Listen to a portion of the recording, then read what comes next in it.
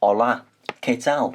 Sí, phenomenal. And welcome to Social Isolation with me, Alex Ravenhall, the type of person who has more Walking Dead comics in his room than contacts on his phone. This podcast is a way for me to cope with the boredom and mental strain of being cooped inside for months on end, and hopefully provide some light entertainment for you, listening to people you don't know talk about things they love and are passionate about. Or, for 99.999999998% of the Earth's population, something you'll never come across in your entire lifetime. The idea behind the podcast is to reconnect with friends and talk about things that you are passionate about and enjoy. You'll be happy to know that even though I have a book on all the tax reforms of the 20th century, there are no podcasts on that topic. Talking about things that you love releases those sweet endorphins we're all craving, and so if you take anything away from this podcast, it's to ring, text or FaceTime that friend you haven't spoken to in a long time and have a nice long natter. Over the following recordings you'll hear discussions on several topics including acting, comedy, football, Pokemon, music and television. Feel free to listen in on those that interest you or just listen to them all, and maybe you'll develop an interest from the impassioned discussion. Disclaimer time, none of us are experts on any of these subjects, neither do we claim to have any success in these areas. These are just people talking about things they enjoy.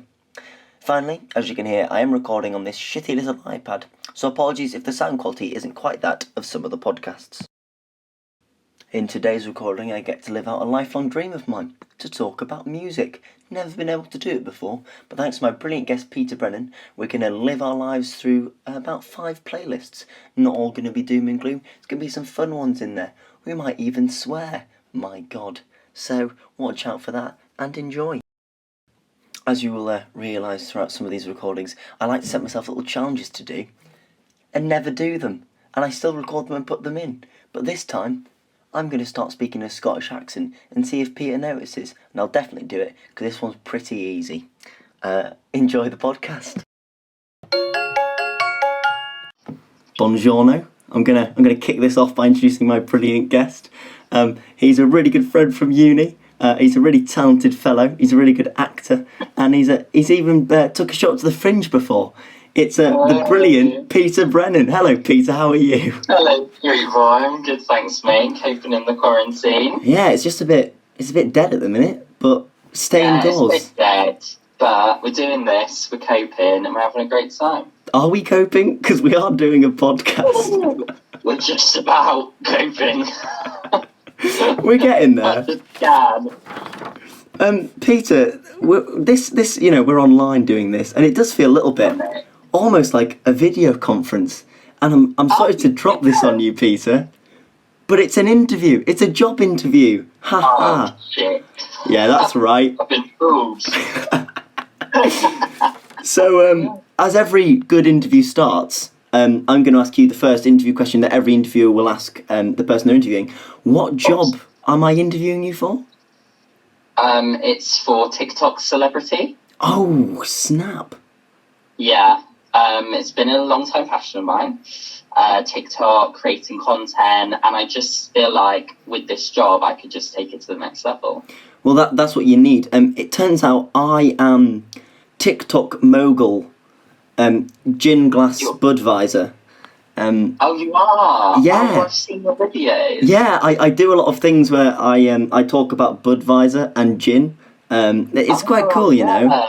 Yeah, and you have like recipes and drink suggestions. Yeah, I've seen you. Yeah, I'm doing quite well, and so if you want to go ahead in the business, you got to impress me during this interview. But just before we start, Peter, I do notice that you've got a small music note tattoo on your face. Are you by any chance a fan of music? Yeah, I am. So it's also the TikTok symbol, but I'm on the side also like a big fan of music and grown up listening to a lot of music and really kind of found my feet in music. So I've got some opinions. Oh, really? Well, to be fair, screw TikTok for now. Let's just dive into some music stuff. And tell you what, if I like your opinions, I'll just give you the job anyway, because I've got so much power. That sounds good to me. So, Peter, growing up, give me a playlist of 5 songs growing up that really resemble your childhood. So I feel like this is like a weird mix of songs. Well, I mean, all of them are weird mixes of songs, but this one especially because 5 to like 10 years old is such like a weird time because a lot of the music you listen to is stuff that you associate with memories, or stuff that like someone's whacked on in the car, rather than like you've like seeked it out and listened to it yourself. Yeah. So number 1, we have Dirty Old Town by the Pogues. So my dad like used to play a lot of the Pogues, like when we were like traveling places, like going on holiday somewhere, or if we were like traveling to my grandparents. And because he's Irish, so he puts a lot of Irish music on in the car, and that's one of the ones that really sticks out very distinctly to me. And I love that song. If my dad was in the room right now, he would applaud you, because it's one of his favourite songs of all time. And it is a sick song. It is a good tune, to be fair. His face is so funny, it's so different, right? Then next, I've got You'll Be in My Heart by Phil Collins from the animated Disney feature Tarzan. Oh, yes. Now, have you seen Tarzan? Is it the really cartoony one? Yeah, the Yes. like 1999 one. Yeah, I've seen that. That has like the most amazing soundtrack like ever, because Phil Collins just wrote loads of amazing bops to it, and that was like one of my favourite like films as a child. And You'll Be in My Heart is such like a touching ballad from good old Phil, so I love that one. Is it a musical, or is it just the music plays over the top? It's really confusing because it's not a musical. So Phil Collins like does all the music like for the background bits. But then at one point they suddenly just start singing for like a minute in the film, but there's no explanation because it's not a musical, and they haven't been like, oh, we're going to sing now. They just start singing even though it's not a musical, so it's a bit confusing. But most of it is just Phil Collins' beautiful voice. Nice. Number 3, we have Teardrops on My Guitar by Taylor Swift. So this is like OG Taylor Swift. This is like early days T-Swizzle. We're thinking her lying on a bed, she's got gems on her cheeks, she's playing her guitar. And I remember the music video so distinctly because I used to like flip channels when I was like a kid, and I was like shoved in the other room, or I'd woken up early in the morning and I had to watch some shit. And they used to have Pop Party on the Pop channel. I don't know if you ever saw it. Yeah. And they used to play music videos. And there was like a period where I was like a little bit obsessed with Pop Party, and it was the time when Teardrops on My Guitar came out, so I used to watch the music video for Teardrops on My Guitar all the time. I loved it. Then next we have Valerie, but the Mark Ronson, Amy Winehouse version, which is like a long time tune, and I just really like weirdly like relate that to like school, like primary school fairs. Weirdly, and I just remember the mum like playing it at the bottle tombola or whatever. So I like that one. The last one is A Spaceman Came Travelling by Krista Berg. My mum, I mean, she still does love Krista Berg, but like then when she's played CDs in the car. Is that the Christmas song? Yeah, it's weird because it's like it wasn't on like a Christmas album, but a lot of people associate it to be like a Christmas song now, which is like Vex that I talks about like Jesus imagery and shit like that. But I just love it, and I just remember it being played in the car and just absolutely adoring it. And yeah, I have it on all my Christmas playlists as well. But I thought I'd drop that one in. Literally every song you've said there, I'm like, oh shit, yeah, that's for me. And I didn't do any of them. I wonder if you'll get the same for me. But that's fine, that's what it's about, isn't it? Yeah, mine is do you know The Beautiful South at all? The what? The Beautiful South. No. No, I feel like not many people will, but they had a song called Don't Marry Her. And my mum used to play it to me all the time on the radio, and it would go, don't marry her, marry me. I'm sorry for singing. And I thought this was like a beautiful, sweet song. And it is, it's still a brilliant song, but I listened to it recently, and instead of don't marry her, marry me, it's don't marry her, fuck me. And I was like, oh, okay. And it was quite jarring. And that's kind of a theme for mine, because my next one is You're Beautiful by James Blunt. I love that. That's so cute. we used to come back from swimming lessons in Stokesley, and my dad would play it in the car on the way home. But whenever it came to fucking high, that bit, he'd mute it. And then one time he peaked too soon, so he's like, "Oh no, if I see you again," and then fucking, and then as he put the volume back on, it said it, and we were like 5 at the time. He was shitting himself. It was. Oh my god, that's commitment from your dad, though. Yeah. To mute it every time. Losing My Religion by R.E.M. or Rem. Yes, I haven't heard that in a while. I only say that one because I thought it was signed by Mika. Brilliant. And then I realised it wasn't him because I was searching Lose My Religion by Mika and I couldn't find the song. And then my last one is Golden Brown by, is it the Stranglers? I think. And it's a really fun, like, I think 80s song. But once again, I listened to it recently and it's about heroin, which is still fine.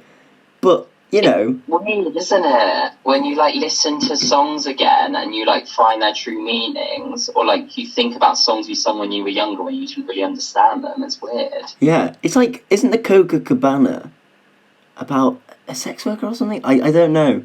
But, I mean, I wouldn't be surprised.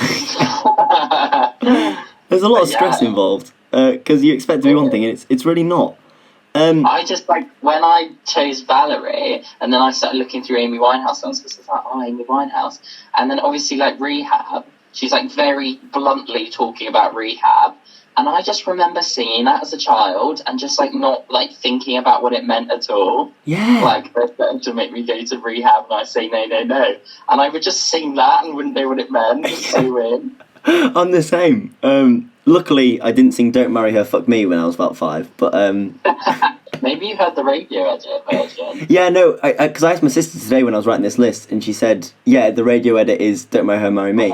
But it was just bizarre hearing it and it saying that. I was like... I thought it was like a joke version of the song.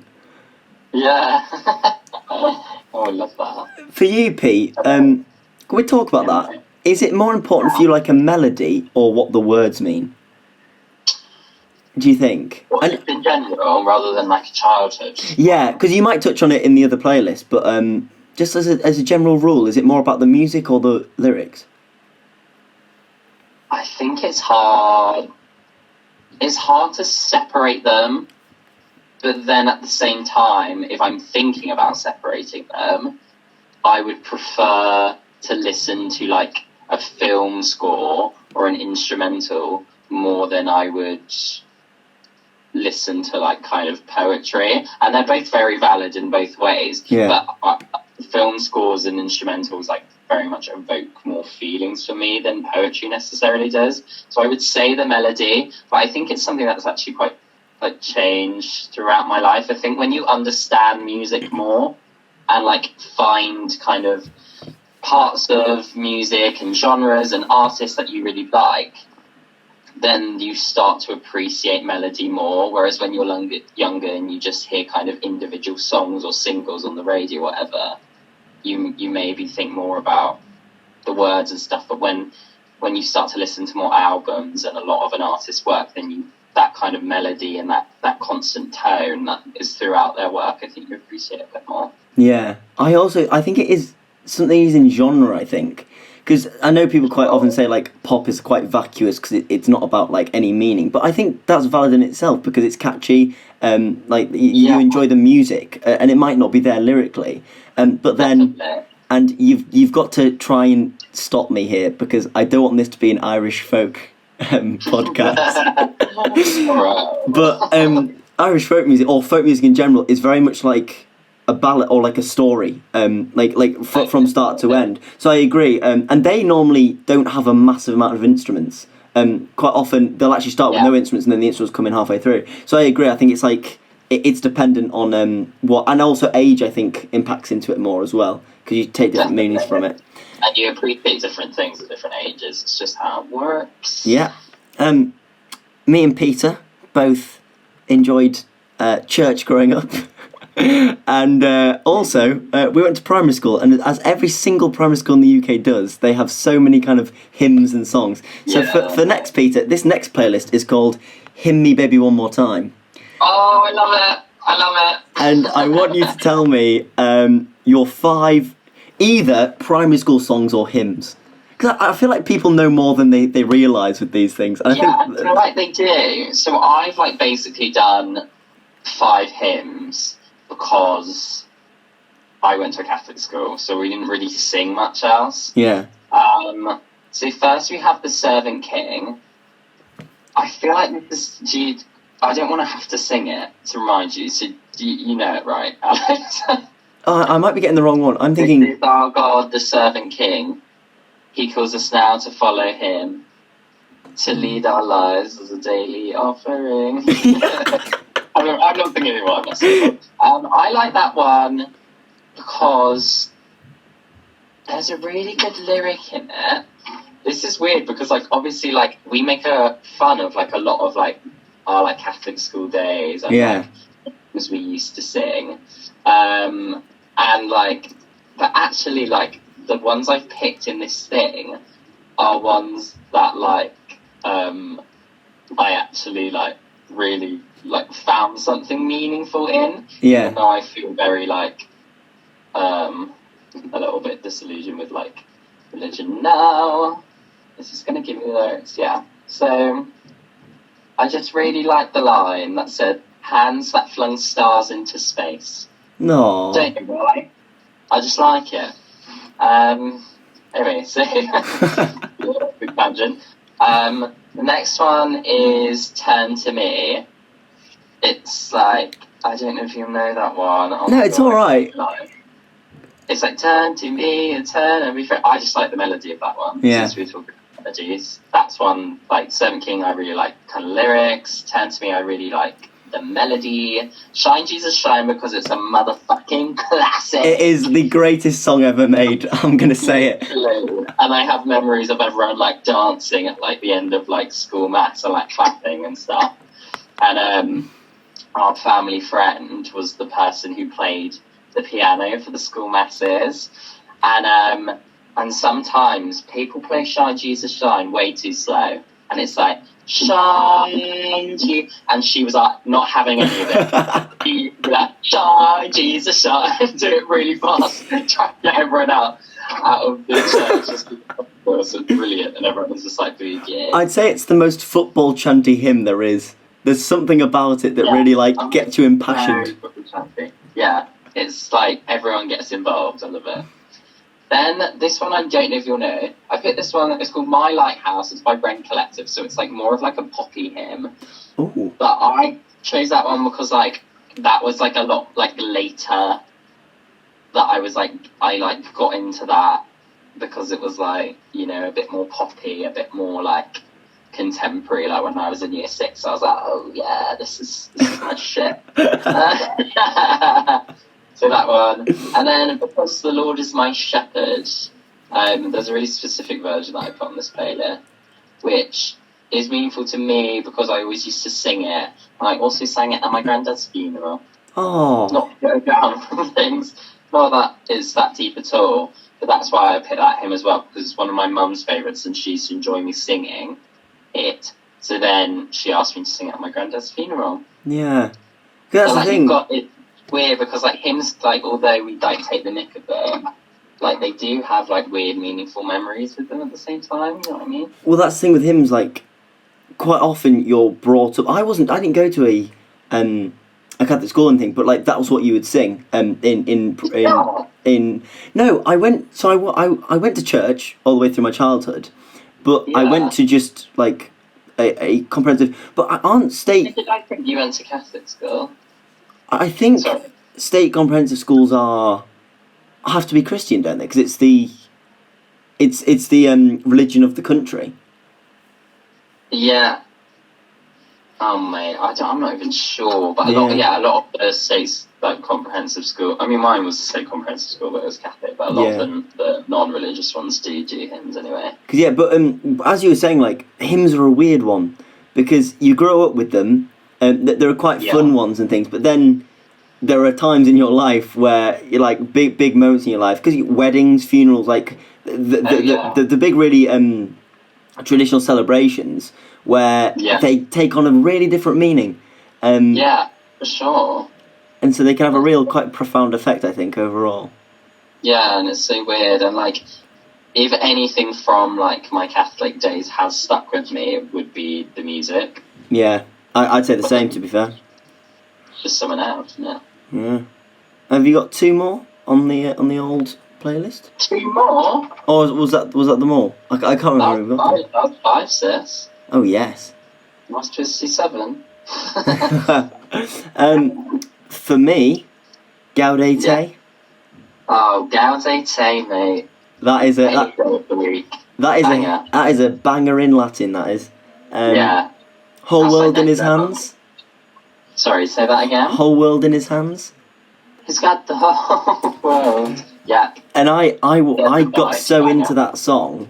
I was in year 6 and I was sat on a bench, and you like tap your knees and clap your hands as you're doing as you sing the song, and I got so into it that I had to go to the doctors because my upper legs were purple, and I popped the blood vessels in my upper leg. Oh, I'm cackling. Funny. Of course you did that. Yeah, I know. I really thought I was cool at the time as well. Then I had to stay off school because I'd done my legs in. Oh, you were funny. Lord of the Dance. Lord of the Dance said he. Yeah. Because it had the word stripped in it, and as a child, I found that absolutely hilarious. When actually, the true meaning is when Jesus Christ gets stripped and crucified. So it was quite a sobering reality growing up and realising the actual meaning of it. Yeah. That's a good one, there. Yeah. God Rest Ye Merry Gentlemen? I always get the title wrong. Is that a Christmas song or no? I think, yeah, because it was born on Christmas Day. Mm-hmm. Oh, yeah, it is. But I should have included some carols. I'd love a Christmas carol. Yeah, I know, whip them out. And then, I don't know the actual name, but the lyric is, "Go tell everyone the news that the kingdom of God has come." Do you know that one? No, I don't know that one. No. I could sing the whole hymn, but I'll refrain. Go on. It's just one that I absolutely loved, and it was because me and my sister, when we were at church, they'd give you all the page numbers for the hymns, and you'd check ahead to see like what the playlist was like for the service, see if you had any bangers in. And when that one came up, we were like, yes, this is going to be a good service, and we'd like save ourselves for that song. Sick. Let's get a bit mellow before we get a bit hyper. Mellow. And I want 5 sad songs, Peter. You can go into them in detail, or you can just say them and move on. It's completely up to you. Did you want teens or no? We'll do sad first, and then we'll move on to teens and happy to bring up the mood. That's a good idea. Wow, so I don't know if my teens are going to really bring up the mood. Okay, bad songs. I won't go into too much detail here because it's an interesting topic. I'm not going to bog people down with my shit. No. Right, the first one I've got on the list is Heal by Tom Odell. Don't know it. I'll be interested to see if you know these ones because I don't know how popular they are or whether they're just ones I found personal, like kind of meaning read. Yeah. That one I was like, again, to go back to my granddad, I don't mean to be like a big bummer, but I was learning that on the piano on the like day I found out that he died, which I don't like. When I hear the song, I do feel a bit of a tinge of sadness, but it's like a strange one because I associate that a lot with him, and the whole like kind of like song is about like healing and wishing someone to heal. Which is then like a weird contradiction to find out, oh, he didn't heal, he died. Kind of thing. Yeah. So it's a weird one. So that one's that. That's a really good tune. And Tom Odell like does really like good sad songs if you're ever in that mood. Yeah. The next is Unbroken by Birdie. Which again, like that one doesn't have any particular meaning. I was really into Birdie when I was younger. And she's very known for that kind of her like soft, like slow, sad kind of ballads. A lot of these are quite similar in the sense that they're very slow, but I feel like sad. Well, sad lends itself to it. Yeah. Yeah. Then the next one is Hero by Family of the Year, and that was a song used in the film Boyhood. Oh, sick film! I can't remember the song, but it's a fucking terrific film. You probably recognise it, Alex. Like it's And the reason I find that sad is because, I mean, that film makes me sad as it is, but I watched that film with my brother, Thomas, like, I would say maybe like a week before he left for university, and he's 2 years older than me. So, like, I was kind of, and I've got 3 brothers, so I was being left behind almost by all my brothers, left with my parents. And, like, obviously in that film, like, it shows the main character growing up and then, like, eventually going off to college. So that song then playing was like, oh my god, my brother's, like, this is what's happening to my brother, he's going off to college and leaving me. So that's what, like, I associate with that. Not that that's, like, a sad thing now that he went, but, like, at the time, well, oh god. I think I watched it too early, because I watched it when I was still at school. Because I think you really need to watch Boyhood, as you said, that seminal point between either you going off to uni or someone moving on in their lives, that big transition from boyhood to manhood in a way. You find, like, a new meaning in it when you watch it like that. Yeah. So it'd be interesting to watch it back now, with like, you know, having gone to uni and things, and seeing how I feel. Yeah, I haven't watched it again since. Like, yeah, it's one of those films though that you don't really rewatch, because like it for 2 reasons for me, because it is quite a slow moving film, so it's not one that you're dying to see, but also they put so much effort into it that it fatigues you watching it. And also I feel like when I watch it, I can't just have it on in the background. It's the kind of thing that I'm like, they put this effort into it, I've got to sit down and properly watch it, kind of thing. Yeah. So yeah, it's a bit like that as well. What have I got next? Visions of Gideon by Sufjan Stevens. That's used at the end of Call Me By Your Name. And I won't spoil what happens in Call Me By Your Name for anyone. But that is, like, my favourite film of all time. And it, like, the ending when this song is played is, like, probably, like, my favourite, like, moment of, like, cinema of all time. Like, so heartbreaking. It's been highly recommended. I really need to watch it. I think it's on Netflix, so I might give it a peruse. Hey, no, it is now. Oh, it's so good. I could go on forever about Call Me By Your Name, so I'll stop now. And then last is The Water by Johnny Flynn and Laura Marling, which you'd like because it's quite folky at it. Oh yeah. But we used that in To the Moors, which was a show we did at the end of the last academic year, so last summer. And obviously the show was quite sentimental and sad, so obviously it's associated with that, but also I very much associated that song with, like, my second year coming to an end, because we did it right at the end of the year, and I was very emotional about that, because, like, I loved second year so much. So yeah, that's my last one. Oh, sick. What I liked about that is the memories connected to them, because and I won't leave it for a long time, but you're talking about your granddad. My granddad's funeral song was a comedy song, which is called Ernie the Fastest Milkman in the West. So, like, for me, I don't know how I feel, because I don't have that song that I can really sit and like look. Sorry, that's my dad drilling, by the way. Just so you know. Yeah, so I don't have that song where I can really, like, reflect on him and things, but I do have a song that cheers me up. So it's a really weird one. That's interesting, and that's nice, actually. Yeah.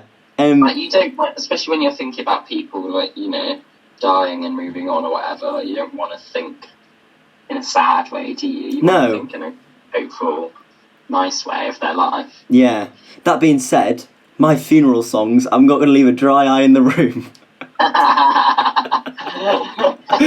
I'm going to destroy them. Yeah. So for me, I've called my television tears, because kind of similar to you with Call Me By Your Name, mine are so heavily focused on TV, because TV is a huge part of my life.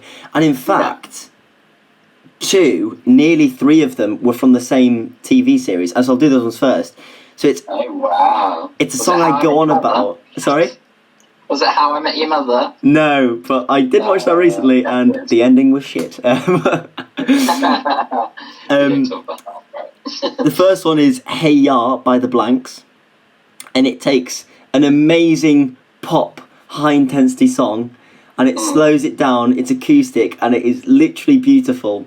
I don't know how they make that song as good as it is, and it's from Scrubs. It's doing KR by Outkast, but slowed down. But slowed down, and it's so emotional, and I don't know how they did it, because that is the one song you think, nah, that's an upbeat song, and it's high energy, yeah. It's so beautiful.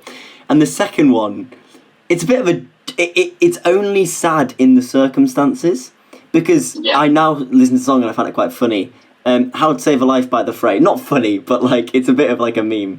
Yeah, for sure. But for that one, it's in Scrubs again, and one of the main characters, spoilers, Dr. Cox, he accidentally kills 3 patients, and that song plays as they're all dying, and it's just honestly one of the most awful moments of TV. And I watched it quite young as well, so I think that's why it impacted me a lot, and that's why it stays with me. And the next one is a little bit of a funny one because of the circumstance again, but it's But We Lost It by Pink. Yeah. Now, for those of you who don't know, which is probably everyone, I once showed Peter this song after we'd come back from a night out drunk, and the song played, and I was just there, like, nearly sobbing, like, in my own world, and Peter was just looking at me like, what's going on? This isn't afters. Yeah. To be fair, but I was a bit like, oh, okay. It was a bit intense, but yeah, that song does it to me. What can I say, Pete? Yeah. Next one is Netflix Trip by AJR, and it's just a coincidence that AJR are my initials. I'm not really egotistical. Yeah, Netflix Trip is about the American Office, and it's about growing up with the American Office. Now, I've watched the American Office, I love it, and it has a big place in my heart, but for me, it's a song about growing up with television, and how all your main memories can be linked with television. So for me, like, my GCSE summer was watching Community, watching Peep Show during sixth form, watching Always Sunny in Philadelphia whenever I'm feeling quite down or anything. So, like, for me, like, I've been brought up on television, and the story that takes, it's a song that I relate to the most out of any song ever made, I think. Oh, that's sweet. And my last one is, I wrote a play a little while back, and I was trying to think of a song that Peter was in, actually. I was trying to think of a song that represents absolute heartbreak and also love at the same time. And it's a song that makes me really sad to this day. It's Can't Help Falling in Love with You by Elvis. It's a little sad number, but also a really beautiful number. So it's kind of a mix. I think we'll jump straight into Teen. This playlist is called What the Fuck? Sorry, I ruined the joke now. WTF, Weird Teen Fads. So, Peter, what have you got in this one? Am I going first? Right. Yeah. This is hilarious. Let's see. So, teens, this is like, I've been saying this in like chronological order in terms of like a progression of my teens. Because like, it's such a long time. Yeah. And also, like, you change so much in it, so it feels even longer. I've done the same, to be fair. I've done it chronologically. We Might Be Dead by Tomorrow by Stoko. This is such a... Like, this should be in my sad songs, basically. But I wanted to put it in teens, because when I was, like, early teens, I hadn't really, like, properly, like, got into my own music or found my own music style or whatever. So I would just, like, find songs on like YouTube or whatever and then just get obsessed with them. And this was like in my like phase where I was like, the world's over and everything's sad and I'm like, oh, it's shit. And it was one of the songs I used to listen to a lot. And like weirdly now, like I like a lot of like Soko's like a lot of her things. And she's great, and she's such an emotional artist, but that song in particular, I used to just, like, lie in bed at night and put in my headphones and just, like, you know that fact. We've all been there in our teens. We've all been there. So my next song is Mother by Florence and the Machine. So this is kind of in here because it represents me, like, more getting into, like, albums. Mm-hmm. So, like, when you're younger, I feel like a lot of people go through the phase of, like, just listening to kind of, like, singles or what's on the charts or, like, little songs you find on YouTube or whatever. But this was, like, the start of me, like, actually getting into full-length albums and enjoying them as kind of a whole, like, piece of the artist. So that's from my favourite Florence and the Machine album, which is How Big, How Blue, How Beautiful. It's also, I I still call my favourite album of all time. My next one is called Lost Boy, in capitals, so I should probably say Lost Boy, by Troye Sivan. Yeah. This was when I was a little bit older. Troye Sivan, I adore, not only because like his style of music is very much kind of like what I've always been into, like kind of dance pop, electronic pop, kind of dream pop.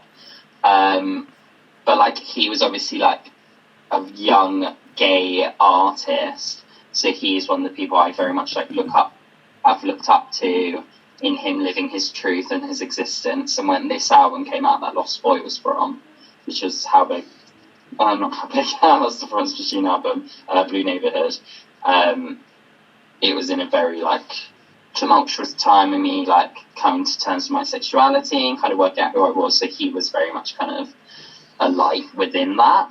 Yeah. And the next one is Malibu by Miley Cyrus. I adore Miley Cyrus, and Malibu is my favourite Miley Cyrus song ever. But this like really got me through A-levels. Like obviously it came out in year 13, so like the summer of year 13, I used to listen to this every day, and it used to keep me going. And like driving home from like school and whatever, I would be like, "Come on," you know. So I absolutely adore that song. And my last one, because obviously, like, when you think of teens, you think pre-uni. Yeah. But, like, actually, I mean, you've only just turned 20, but, like a lot of our uni experiences, we're still technically in our teens. Even if we, like, don't feel like it, we feel a lot older than we actually are. So I picked Home by Coffee Breath. And Coffee Breath are a band, like a University of Birmingham band. They've graduated now. But when I was in my first year, I was in a show that a few of the people playing in the live band that were in the show were from that band, and so I really got to know their music and go to their gigs and things. And I appreciate that song especially because it speaks about kind of like university becoming your home and like making the most of it while you're there before you go off kind of into the real world and often have to kind of take jobs that maybe don't give you as much happiness, but you have to because of money and things like that. And that's important to me because uni has been such like an amazing like experience for me. And Emily Storm said something, who's our mate, said something when we went to one of their gigs earlier this year, and was like, Coffee Breath have been like the sound for a lot of like University of Birmingham students like experience, because obviously they're like quite a reasonably well-known like uni band, and that kind of like stuck with me, and that's why I wanted to like include that in teens, because they have been a big part of like my like teen uni experience. And now, to be fair, I'll tell you what, that is a superb playlist. That is like it was so well thought out, and it encapsulated everything. Everyone now knows Peter Brennan through the music. Got the serious. Mine is similar in the sense that like it's chronological, and it kind of represents phases of my life, and literally the exact same reasoning as your first song, which was like when you first kind of step into teens, you don't know your own music, and you kind of follow trends and things.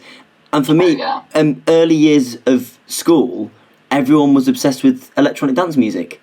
And so I then got into it to be like them. And for me, it was Internet Friends by Knife Party, which, if you don't know, is like a really... like the chorus goes, "You blocked me on Facebook, now you're going to die." And then it all kicks off. It's a very interesting song. And... a song I probably won't revisit, if I'm honest. Yeah. The next one represents everything I am geek-wise, which is about 40% of my personality. It's the Game of Thrones cover remix by Metronome. And I knew all the words to it, and me and my sister used to like record me singing it when I was revising for my GCSEs and she was revising for her A-levels.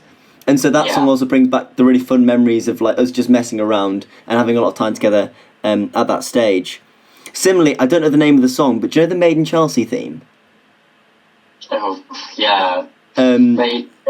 Yeah, because we watched that together at a time where we became a lot closer because of that connection. So that song in itself, when I hear that, I'm like, oh, that's me and Rosie.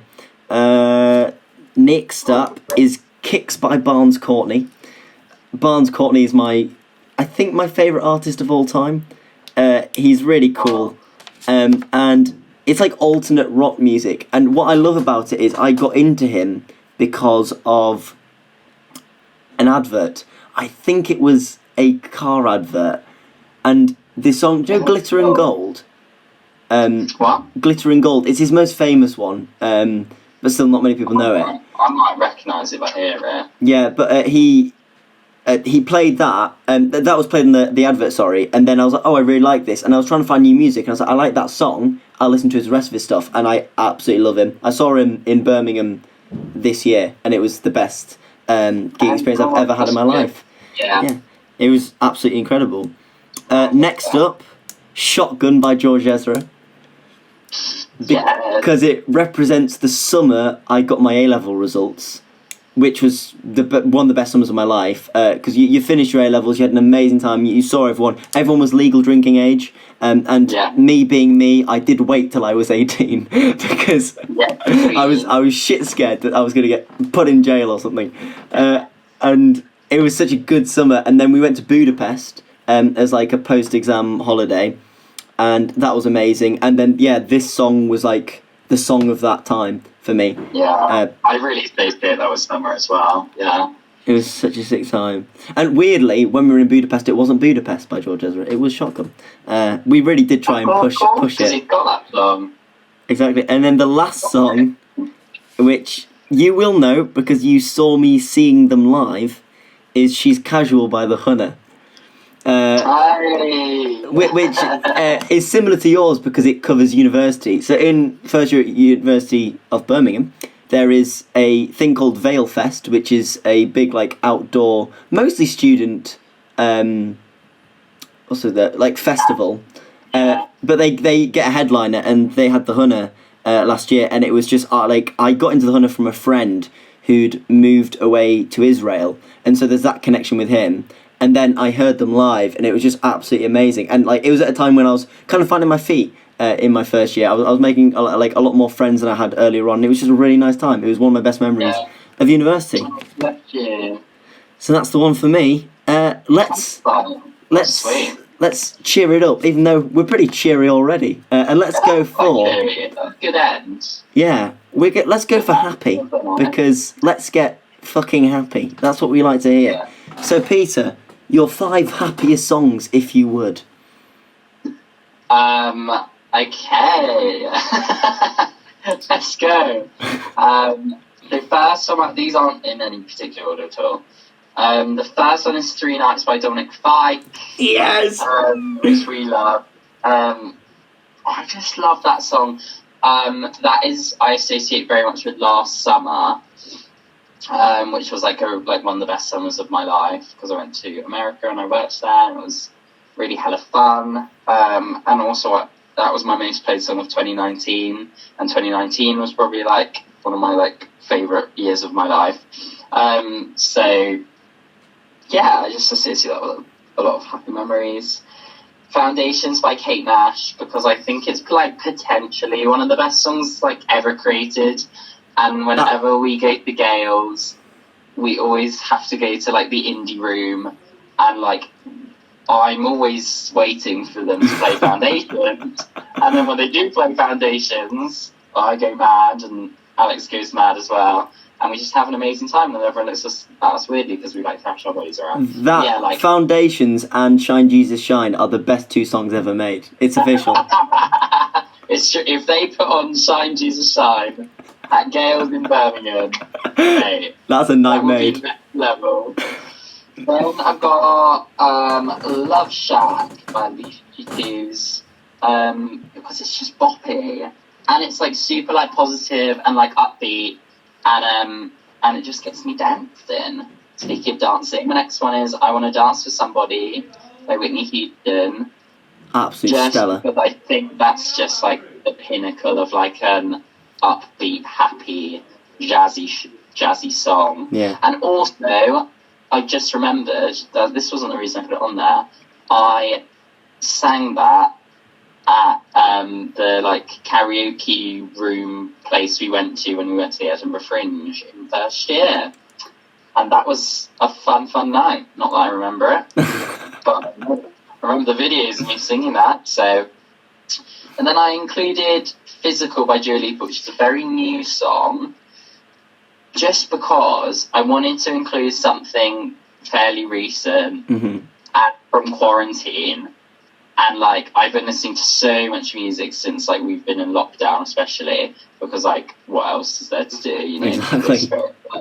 And "Physical" by Dua Lipa, I just like dancing to. And I have a little boogie in the kitchen. So, yeah, a lot of mine are associated with, like, dancing, weirdly, because that's what makes me happy.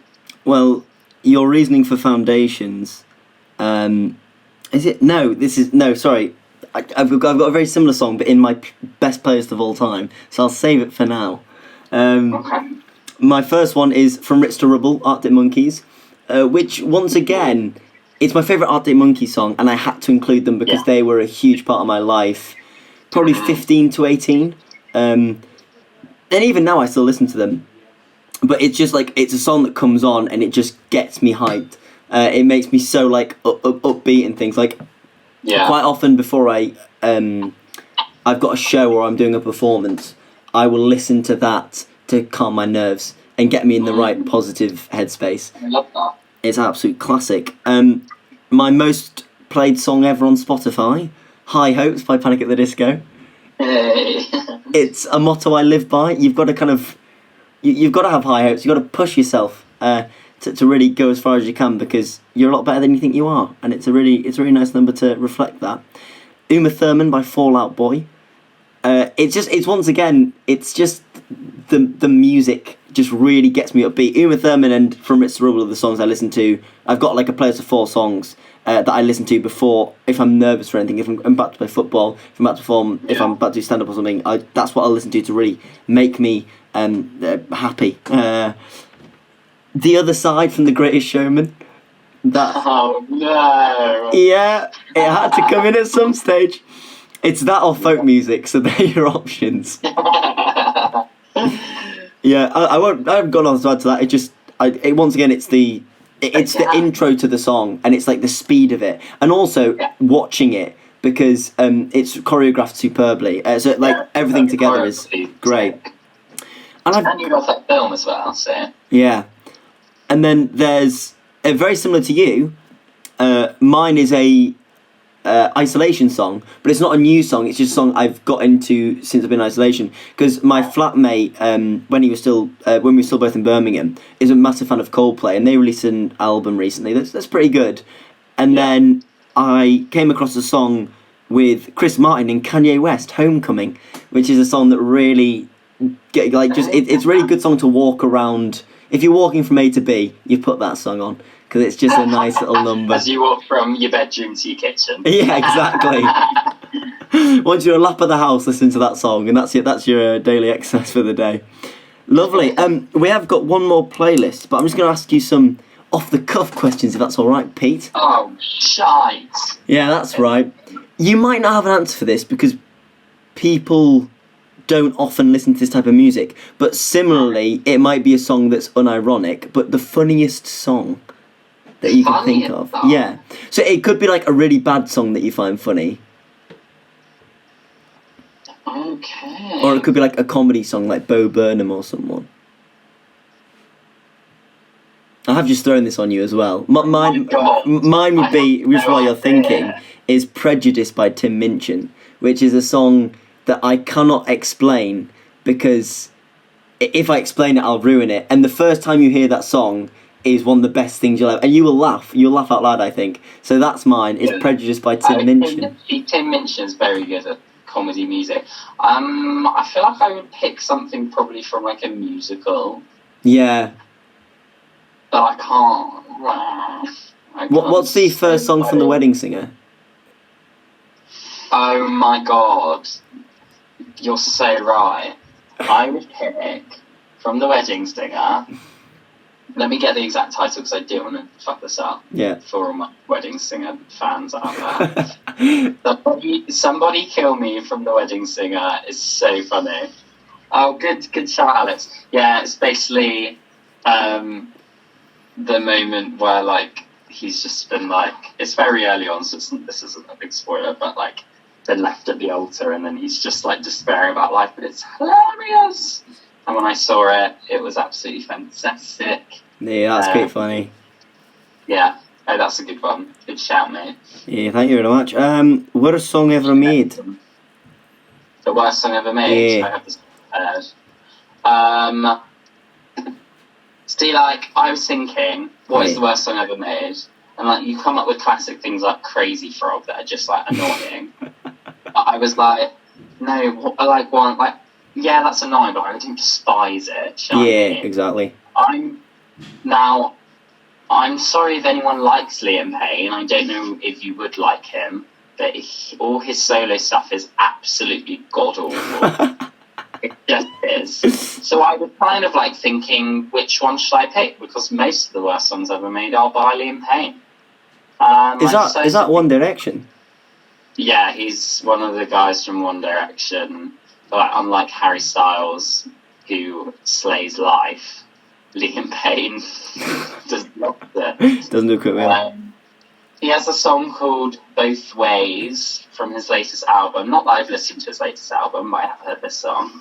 Because there's a lot of controversy around it, and how it was like fetishizing bisexuality, and basically the song just basically says, my girl, she like it both ways. She's bisexual, essentially. Right. And how, no, I don't discriminate, bring it back to my place. Yeah, she likes both ways. And then it just gets worse and worse. And he basically is just like, oh yeah, she's bisexual, so I'm going to take advantage of that. Fuck loads of women. And everyone was like, shut your big mouth. Jesus Christ. You're like women being bisexual is not for the straight man's advantage. Yeah. It's not his song to sing. Mic drop. Jokes. Yeah, I just don't like him at all. Mine is, and I'm not going to like name the artist because I don't think it's their fault. I don't actually know the artist either. But there was a car advert out at Christmas time. And Christmas time is a time for shit covers of songs. Yeah. And the shit cover of a song in question, Peter, is they redid Wonderwall as like a slow indie singer, and it was just heartbreaking. What was that for? It was for a car advert, and it was like, and I am going to sing it because I don't care. It was, and after all, you're my wonder wall. And I was like, get out. That's it was classic just Christmas, to be fair, isn't it? And it was acoustic. It riled me right up, Peter. Did it grind your gears? It did, and I don't like my gears getting ground.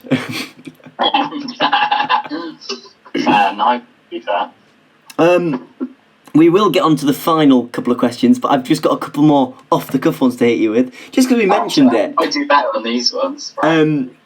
Hit me. I'll give you a max of 2 songs for each. Oh God, okay. If I can think of and it doesn't mean that you have to want to get married, but what would be your 2 wedding songs in theory? Oh, okay.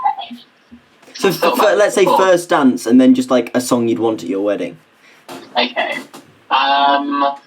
This is an interesting question because I've recently become very opposed to ever getting married, but I have thought about it in the past. Yeah. So the answers might be outdated, but that's okay. I still like the songs.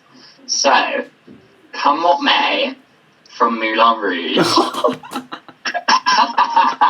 was one I used to be like, oh, I'm going to get married to that.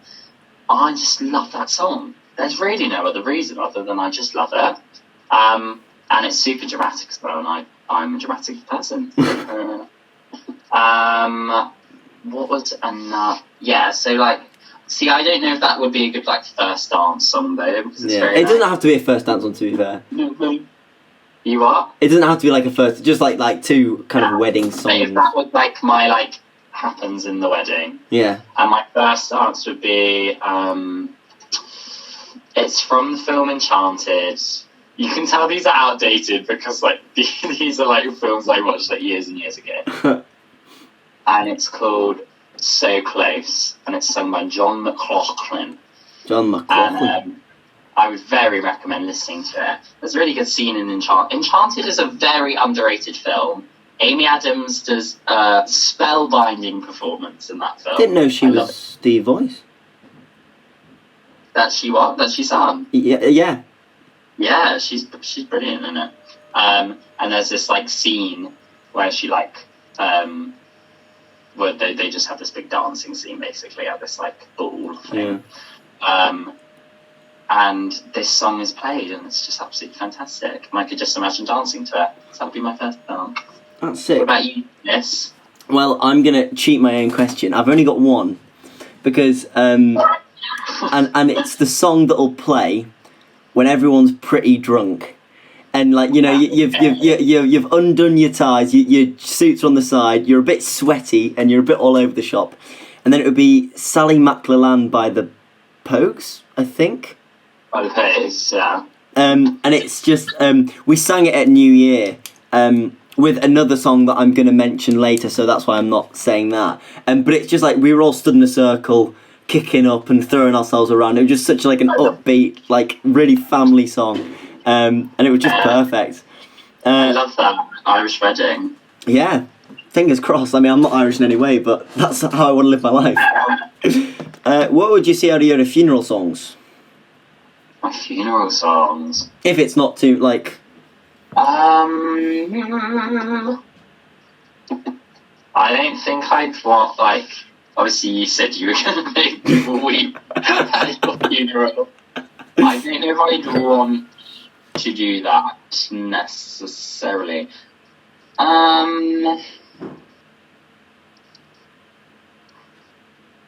Foundations by Kate Nash. Oh, yes. I don't know, I just feel like it would maybe... Well, I would... Honestly, mate, I don't even know. I've never considered that in my life. I was thinking about this. Part of it is that, because for so much of my life I thought I would have a religious funeral. Yeah.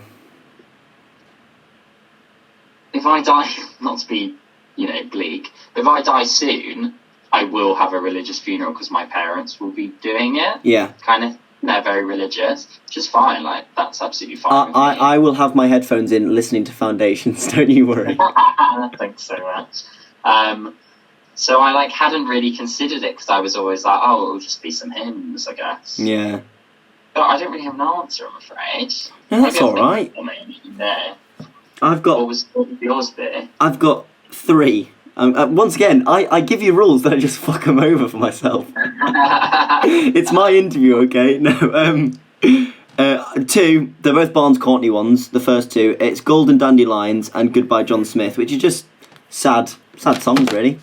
And then my last one, which is spoiling one later, and it's the song I was saying to Peter that I had, when Peter was saying Foundation was a song that comes in a club that he absolutely loves and dances to. This is mine, but I also want it played at my funeral. It's Wake Me Up by Effervescence. Because I love the idea of me getting lowered into a grave and the song like Wake Me Up instead playing me in. As you push open the coffin and you weren't dead. You were alive the whole time. I'm not gonna lie, if someone was dead and you played that song next to their head, they would wake up. They would. It's just one of those songs. If you're gonna wake them from the dead, it's that song. Yeah. And if you don't know it, give it a listen. Also, at this point, I will mention that I will link Peter and my 25 song playlist. Maybe a bit longer, depending if you've got outside ones for your overall. But I'll link these to the podcast so you can have a listen if you fancy, as you're listening along. Bitches. Yeah. What else? Yes, okay. 2 more questions for you, Peter. The big ones, and the job depends on this. So if you want to become a TikTok celebrity, you need to get these right. Okay. So your first one is... Yeah. Oh shit, there's 3 questions, never mind. Okay. They might be the same answer, but I'm going to pose them both at the same time. The song that means the most to you, and your favourite song ever. Yeah, this is the same thing. Yeah. I tried to think if it would be different, but I just decided it's not. Which is weird because I wouldn't say this song has any personal, like, memory attached to it, like some of the other songs I've been talking about. But it still feels super meaningful at the same time, and perhaps part of that is because it's been my favourite song for so long that it gives it extra meaning. Mm-hmm. But it is Running Up That Hill, brackets, To Deal With God by Kate Bush. I just think it's fucking fantastic. Kate Bush sounds magnificent. The whole, like, aesthetic, the tone, the melody, the lyrics are so, like, simple but powerful. I just love it and have loved it for a long time, and the longer it has been my favourite song, the more meaningful it has become. And I've also you can play it in loads of different contexts as well, which I like. Like, it's the kind of song you can, like, be, like, throwing your body around the kitchen to, and also be in the dark, like, just, like, still, and, you know. It's kind of genreless. Situations. Yeah, it covers all the, like, situations where you want to listen to a song. It's a 6 song. Yeah, and it's always, if I'm making a playlist, like, it's always on there. It just always is. It's always in my, like, yearly Spotify things as well. Yeah, song you don't get hold of as well, because which is massively important. Yeah. For me, it's song that means most to me. "Kill the Flame" by Leonard Cohen, because it was a song where it perfectly reflected how I was feeling. I've never ever been, like, really mentally strained or anything in my life, but, like, there was a time when I was the lowest I've ever been, and I was watching a TV show and that song came on, and it perfectly reflected what I was feeling, and it was what I needed to get out of it in a way. And then my favourite song of all time is "High Hopes" by that little Panic at the Disco, because then that's the upbeat version. That's the one that I strive for.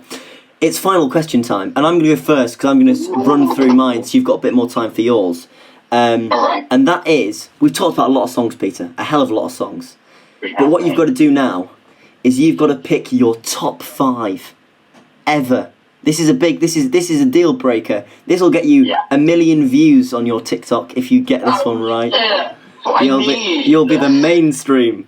So I will quickly rush off mine. Most of them are the same. "High Hopes" by Panic at the Disco. "Wake Me Up" by Evanescence, and it will. "Kicks" by Barnes Courtney, which is one I've already mentioned. And then the only two who are outside horses, "Breeze Blocks" by Alt J, because fucking tune. Although it wasn't in my team playlist, it's the song that most encapsulates my kind of journey through music, I think. And also it's got strong memories of Friends from Home.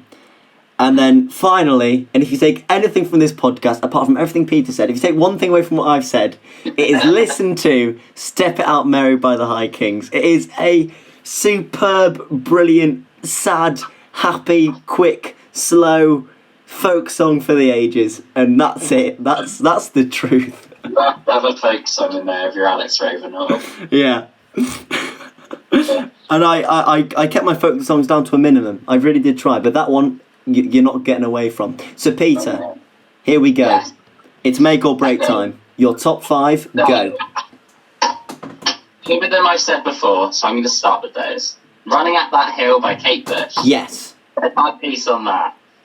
"Malibu" by Miley Cyrus. Fucking love it, mate. "The Chain" by Fleetwood Mac. Oh, piss off. Keep going. What a superb song. I think Fleetwood Mac are so amazing, and they're the kind of band I don't think anyone can dislike, because they're just objectively, like, masters at what they do. And "The Chain" is such a good song, especially when it's, like, obviously, like, a bit slower at the start and then, like, proper goes for it at the end of it. Yeah. "Call Your Girlfriend" by Robin, which is quite a rogue choice from me. Ooh. But in the moment I'm feeling it. This is a, like, dance pop song, so very much kind of reflection of, like, definitely loving dance pop music.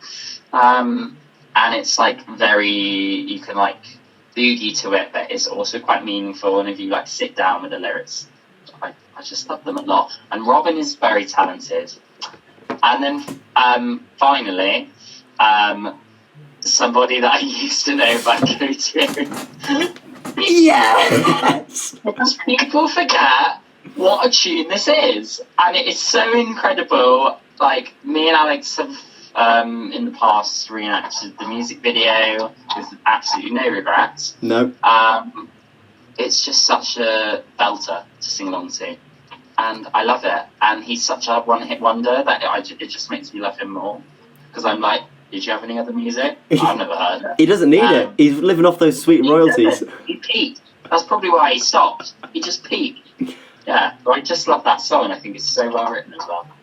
Well, and that, bitches, is the best of the best. Well, Peter Brennan, as Gin Glass Budweiser, huge TikTok alumni, I can tell you that not only have you secured yourself 1 million views, you've secured yourself 1 million more on top for your final choice of somebody that I used to know.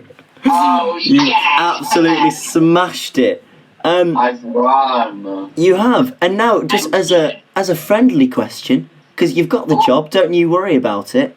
Okay. Favorite artist? You mentioned your favorite album is How big can be Chapel? Yeah. So who'd be your favorite artist? Just real quick.